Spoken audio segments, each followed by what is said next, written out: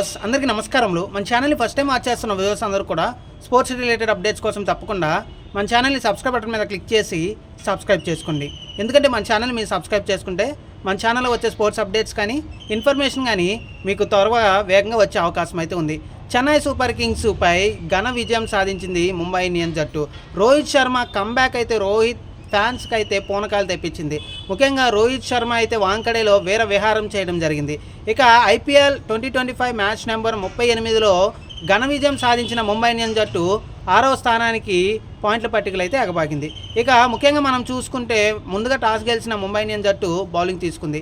ఇక Chennai super Kings అయితే మాత్రం 176 పరుగులు చేసి 5 వికెట్లు నష్టపోయింది. 177 పరుగుల టార్గెట్ని అయితే ముంబై ఇండియన్స్ జట్టు ముందైతే ఉంచింది. ఇక శివం దూబే అయితే మంచి పర్ఫార్మెన్స్ అయితే ఇవ్వడం జరిగింది. 50 పరుగులతో రాణించడం జరిగింది.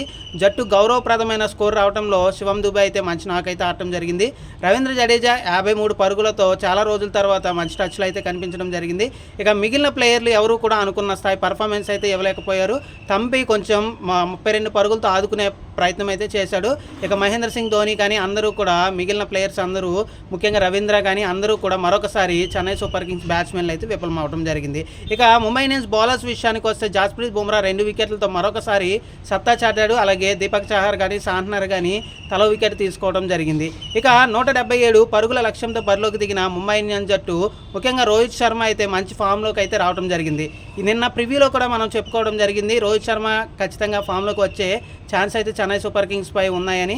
ఆ విధంగానే రోహిత్ శర్మ అయితే వాంకడేలో వీరవిహారం చేయడం జరిగింది. 72 పరుగులతో తన సత్తాని మరొకసారి చూపించడం జరిగింది.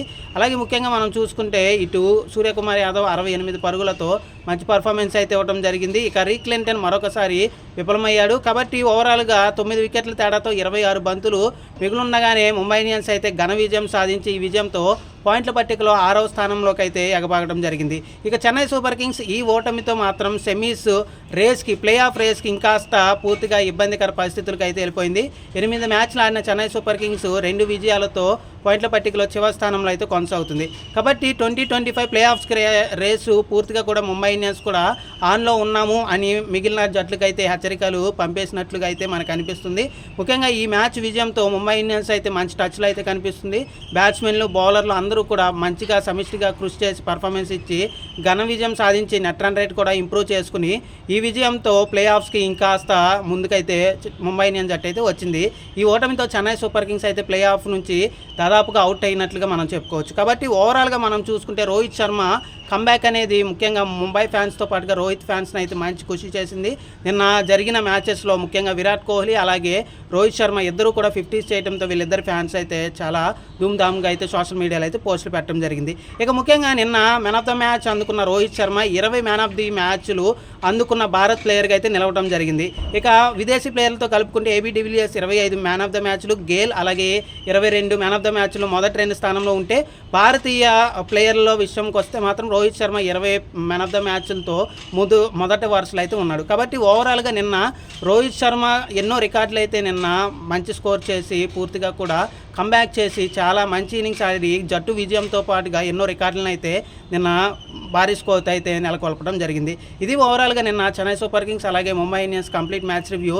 ముంబై ఇండియన్స్ 9 వికెట్ల తేడాతో దాదాపు 26 బంతులు మిగులుండగానే చెన్నై సూపర్ కింగ్స్ నిర్దేశించిన 177 టార్గెట్ని సునాయాసంగా పూర్తిగా కూడా ఆడుతూ పాడుతూ దాన్ని చేసి మరొక ఘన విజయాన్ని అయితే సొంత గ్రౌండ్లో అయితే నమోదు చేసుకుంది. మన ఛానల్ని మొదటిసారి చూస్తున్న ప్రతి ఒక్కరు కూడా స్పోర్ట్స్ అప్డేట్స్ కోసం తప్పకుండా సబ్స్క్రైబ్ బటన్ మీద క్లిక్ చేసి సబ్స్క్రైబ్ చేసుకోండి. థ్యాంక్ యూ అండి.